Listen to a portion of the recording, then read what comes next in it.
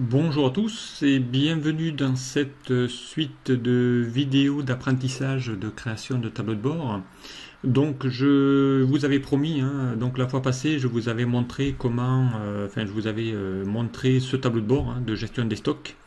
Voilà, donc ici, j'avais montré ici comment aller créer ce fameux tableau de bord de suivi des stocks, donc en faisant en compte ici, en prenant en compte ici tous les produits, par région, par date, par catégorie de produits, et ainsi de suite.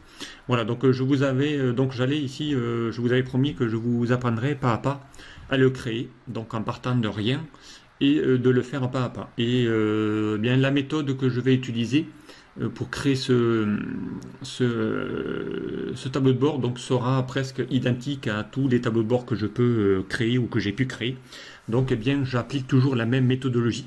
Donc voilà, je vais vous expliquer donc pas à pas. Si vous suivez vraiment ces étapes-là, alors ne serait-ce que pour celui-ci, mais pour d'autres tableaux de bord, vous verrez que c'est exactement la même méthodologie que j'utilise. D'accord, donc voilà, donc ici c'est parti. Donc pour ça, donc bien on a besoin quand même d'une petite source et d'une petite liste. D'accord, ici on a besoin de petites listes pour avoir ici mes produits, voilà, et ainsi de suite. Donc pour ça, donc bien on va partir d'un nouveau classeur. Donc là vraiment, on va partir de A à Z. Donc on va faire ici un nouveau classeur. Donc on va faire un petit enregistré sous. Je vais le mettre sur mon bureau. Et ici on va apprendre ici, on va mettre, je sais pas, voilà, leçon. Voilà, on va mettre même leçon, création, tableau de bord. Voilà, créer tableau de bord. Et ici, bon, ce sera vraiment un tableau de bord de gestion des stocks. Ok, alors je vais faire enregistrer. Voilà, donc ici on a un classeur avec ici un tableau de bord mais vide. Encore une fois, on va partir vraiment de rien pour accéder ici à tout. Ok, alors première chose, évidemment, on va avoir besoin ici de ma source de mes données. Donc ici, ça va être, par exemple, on va l'appeler source. Voilà. Donc ici, ma source, eh bien, c'est celle qui est ici que j'ai dans mon tableau de bord. Donc ici, on va y afficher les onglets, comme ça on aura une vue de toute la gestion des stocks. Ici, ce sont mes données que je vais saisir. Donc ici, on va juste prendre les intitulés. On va prendre ici un petit CTRL-C. On va juste prendre ici notre source. Après, évidemment, il faudra l'adapter par rapport à vos besoins à vous. Donc ici, on aura la date de la commande, on aura un numéro de commande, le produit que l'on va entrer ou sortir. Ici, on aura la région, pourquoi pas des produits, la catégorie des produits, ici le mouvement, donc ça sera les entrées et les sorties, la quantité de stock que l'on va entrer ou sortir ici, le solde, ça sera le solde en quantité qui me restera après avoir fait le mouvement et la quantité. Et ici, si on veut gérer des alertes, ici ça sera vraiment votre source, les stocks, votre source de données ici que vous allez saisir au fur et à mesure, on prépare notre traité, peu importe. Donc on verra après qu'il y a des principes à respecter dans la méthode de création des tableaux de bord. Donc deuxième chose à faire, donc il va falloir qu'on ait la liste de tous nos produits que l'on vend et ainsi de suite. Donc ici on va se créer une deuxième feuille que je vais appeler régulièrement ici mes listes. Voilà.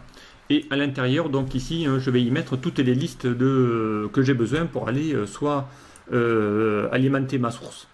Et vous allez voir, je vais souvent utiliser des listes déroulantes pour alimenter votre source, notamment pour rendre bien vos données de plus en plus intègres, puisqu'il vaut mieux éviter que la personne ait à taper, il vaut mieux qu'il sélectionne dans une liste pour accéder directement à la valeur sans avoir à la saisir, parce que derrière il y a les risques d'erreurs de saisie. Donc si on peut éviter au maximum la valeur, les erreurs de saisie, et bien plus votre source sera fiable et plus vos statistiques ou vos tableaux de bord seront les plus justes possibles. Alors pour ça, donc on va chercher la liste. Alors la liste, évidemment, on va pas la copier, on va la chercher. Donc la liste, elle est là. Donc je vais avoir besoin ici de tous mes produits que je vends. D'accord. Donc ici, je ne vais pas m'embêter, je vais prendre tout ça et je vais faire un copier. Parce que ici, on va aller voir après au fur et à mesure. Alors ici, on va faire accueil, on va faire copier. On va remettre ça ici dans mes listes. Ici, on va faire un copier les valeurs. Voilà. Comme ça, je vais avoir ici les infos que j'aurai besoin. Ok. Alors, on va expliquer un peu tout ça et on va aller voir après les méthodes que l'on va utiliser pour aller alimenter votre source. Okay. Donc ici, évidemment, ce tableau de bord, il va être adaptable par rapport ici à vos besoins à vous. Donc là, évidemment, j'ai mis des produits fictifs, mais à vous d'y mettre que des tableaux séparés. Voilà. Et ici, je peux rajouter des nouveaux produits dans mon petit tableau, il va l'insérer automatiquement. Alors, une fois que j'ai fait ça, et bien évidemment, il va falloir ici lui donner des plages données pour aller actualiser ici les données de mon tableau. D'accord? Donc ici, hein, si je vais aller sélectionner mon tableau, donc je vais avoir ici besoin d'une date, d'une commande, d'un produit. Voilà. Donc si je fais ici le premier, par exemple, aujourd'hui, je sais pas, nous sommes le 30 avril, donc on va faire 30 avril 2018. Voilà. Ici, je vais lui donner un numéro de commande. Donc ici, on peut le mettre ben commande, j'en sais rien, moi, on va l'appeler CDE. Commande, je sais pas, hop, 0, voilà, 1, 2, 3 par exemple, peu importe. Ici, on va lui mettre les produits, donc ici, ça peut être un de mes produits que j'ai dans mon catalogue. Donc ici, évidemment, on va pas taper ici produit 1, on va mettre par exemple, voilà, produit 1. Ici, les régions, on va mettre par exemple, lui, il est en région Est. Catégorie, alors la catégorie, évidemment, il faut taper, essayer le même nom ici, donc ici, on va lui mettre produit. L'outil validation de données, ok, on va cliquer, il va vous ouvrir une boîte qui s'appelle validation de données, on va lui autoriser quoi? Une liste, voilà, et dans la source, on va aller chercher cette liste, donc ici, hein, la touche de fonction miracle, F3, qui va vous afficher ici toutes les plages données que j'ai créées, donc on va chercher celle qui s'appelle liste produit, et on fait OK, et on fait OK, donc là, maintenant ici j'ai bien ma liste de mes produits qui vont s'afficher, donc ici je peux aller resélectionner mon produit. On va faire la même chose pour les régions. Donc on va créer une liste pareille avec ici F3 pour aller chercher mes listes de mes régions. Je fais OK, je fais OK. Donc là j'ai bien ma deuxième liste automatiquement. Alors ici on va faire la même chose, catégorie, liste, validation de données. On va aller créer une liste F3, je vous rappelle, et on va aller chercher mes listes de catégories. On fait OK. J'ai bien ici toutes mes catégories. Entrée-sortie, pareil. Liste. Voilà. On va mettre ici touche F3 pour aller chercher. Donc on l'avait appelé liste, entrée-sortie, ES. Voilà. Et ainsi de suite. OK. Voilà. Donc ici, ça va le faire automatiquement. Alors on peut aller encore plus loin parce que derrière, je peux lui dire que dès que je vais sélectionner mon produit, il faudrait qu'il aille chercher directement ma région. Puisque derrière, mon produit 1 fait bien partie de ma région ici Est. Donc il faudrait qu'il ait ça dans ma source. Encore une fois, moins j'ai de données à saisir, déjà plus il sera facile d'alimenter votre source, votre table, et derrière d'éviter les erreurs. Donc pour ça, on va le faire pour mes régions. Donc on va aller chercher on va utiliser une fonction, et cette fonction c'est la recherche verticale, la recherche V. Donc je vais me mettre ici dans la cellule que je dois rechercher, et je vais chercher ici ma fonction qui s'appelle égale recherche V. Alors, on va utiliser l'assistant pour vous montrer. Alors, une recherche V, hein, je l'ai déjà montré plusieurs fois. Vraiment, c'est une fonction qu'il faut vraiment maîtriser et connaître dans Excel, puisqu'on va l'utiliser très, très souvent. Il va vous demander quelle est la valeur que tu vas chercher. Eh bien, ma valeur que je vais chercher, c'est elle. D'accord? On va lui dire, ben, il faut que tu ailles la chercher dans quel tableau, dans quelle matrice. Eh bien, on va lui sélectionner ma matrice. Donc, je clique ici sur ma petite fenêtre, je vais dans mes listes, et je vais lui sélectionner tout mon tableau. Donc il va normalement chercher mon T-catalogue. Okay.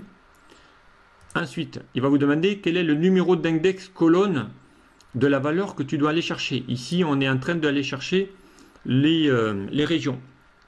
Eh bien, on est dans la 1, 2, 3, 4, 5, 5e colonne de mon tableau. Okay. Et il va vous demander, est-ce que tu veux la valeur vraie ou pas? Oui, je veux la valeur vraie, donc il faut mettre faux. Attention, hein, pour trouver la valeur exacte, il faut mettre faux. Okay. Je vais faire OK. Donc là, il va chercher le produit, la région Est. Si j'avais cherché le produit 3, il va bien chercher le produit Ouest. Pourquoi? Parce que le produit 3 est bien en région Ouest. D'accord? Alors, on va lui mettre ici produit 1. Et dans toute recherche V, on va éviter qu'il y ait des erreurs, parce que si je mets rien, il va vous mettre NA.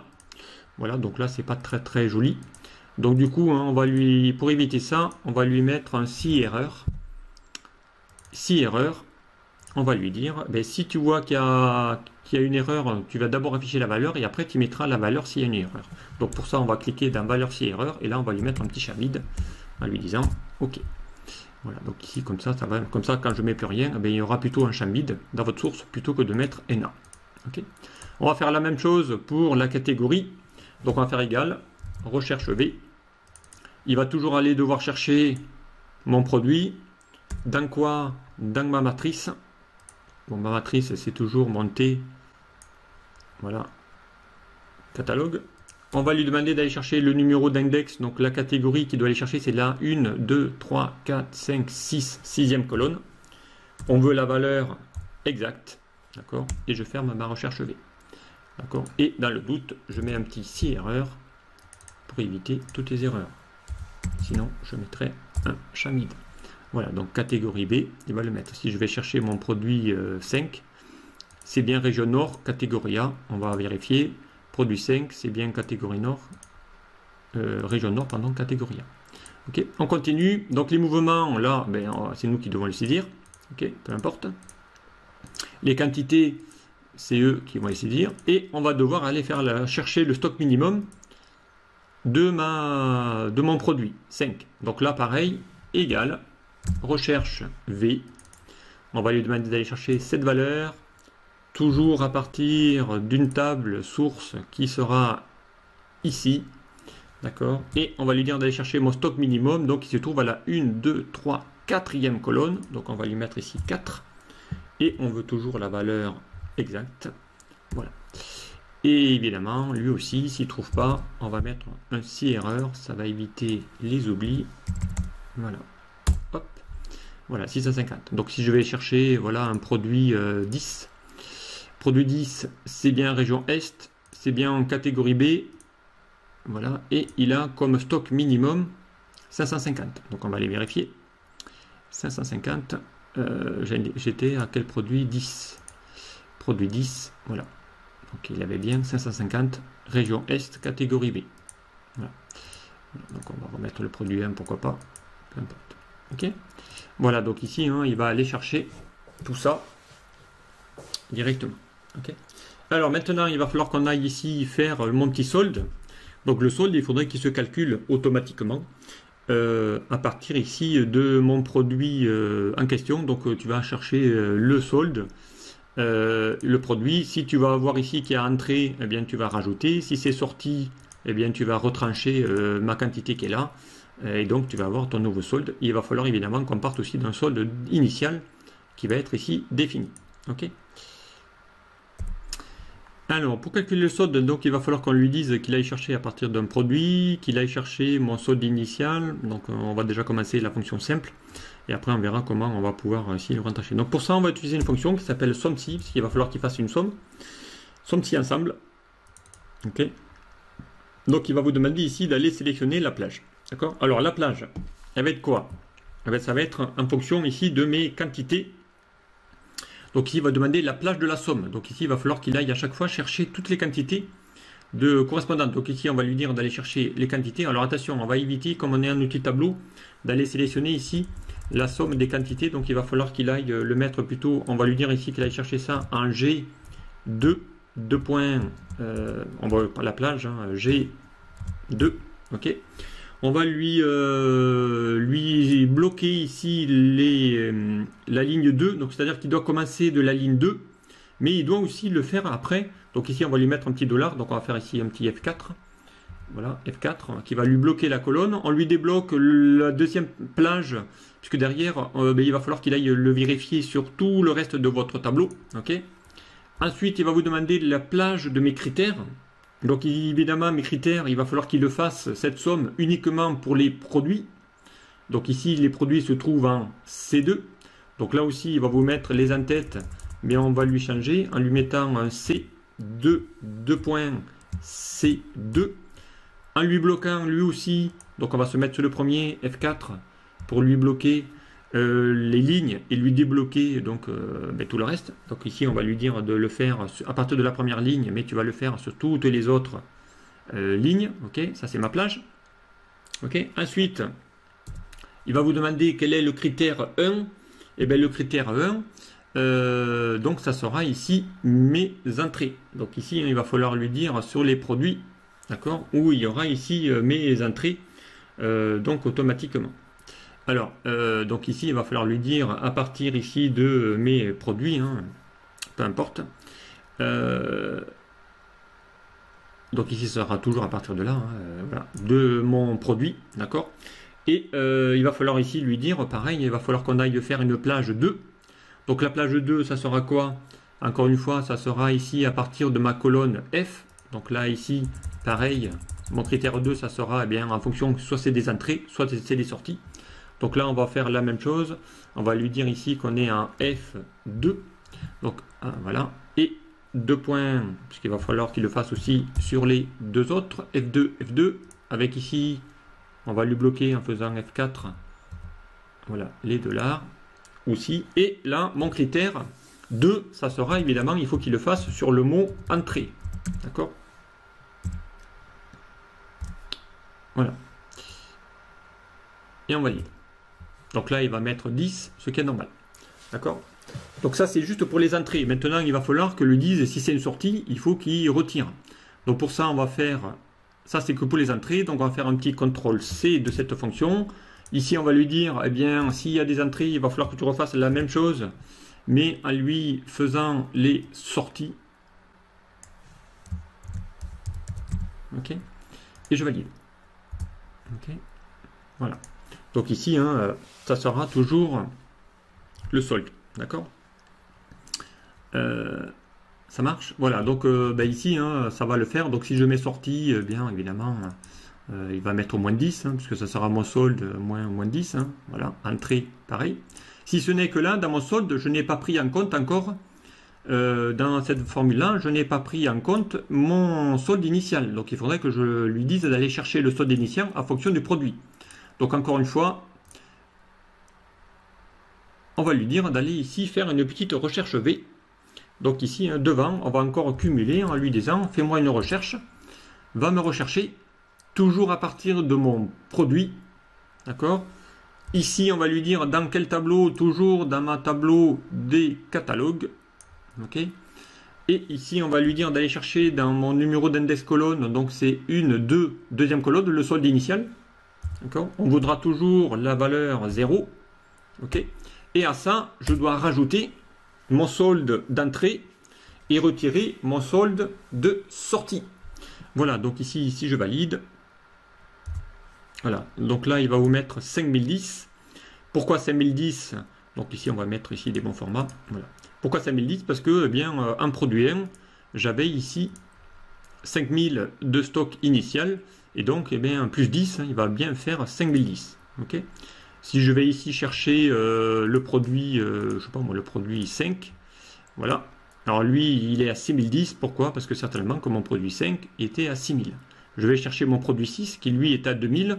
Donc là, il devrait me mettre 2010. Produit 6, j'ai dit. Voilà, 2000. Voilà, il devrait me mettre 2010 puisque derrière, il va chercher. Voilà, ici, je fais une sortie. Voilà, il va mettre 1990. Ok? Voilà, donc ici, hein, ça va vous permettre ici de pouvoir rapidement créer un outil tableau qui va le faire avec ici mon stock initial qui va récupérer et ainsi de suite. Voilà ici hein, déjà votre source est déjà quasiment prête. Vos listes sont déjà faites. Donc maintenant il n'y a plus qu'à saisir dans votre source pour alimenter votre source et ensuite eh bien, vous allez voir que les calculs vont se faire. Mais ça ce sera l'objet certainement du module ou de la leçon numéro 2. Donc voilà, on en termine ici pour la leçon numéro 1 et puis on se reverra très vite pour la leçon numéro 2. A très vite.